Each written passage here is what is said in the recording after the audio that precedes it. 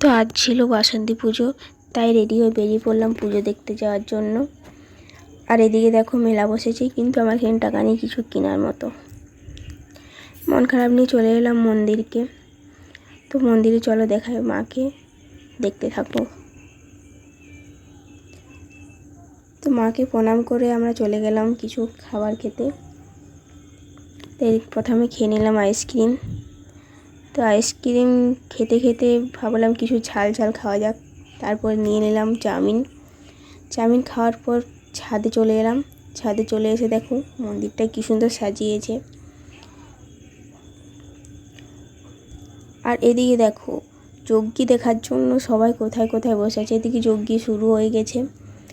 তারপর যজ্ঞ দেখার পর আমরা বাড়ির জন্য বেরিয়ে পড়লাম। আর এদিকে দেখো ঝড় তুলেছে, বৃষ্টি হচ্ছে। দেখো কী অবস্থা হয়েছে বৃষ্টিতে। তারপর ড্রেস চেঞ্জ করে নিলাম। টাটা সবাইকে। ভিডিওটা ভালো লাগলে লাইক, কমেন্ট, শেয়ার করে দাও।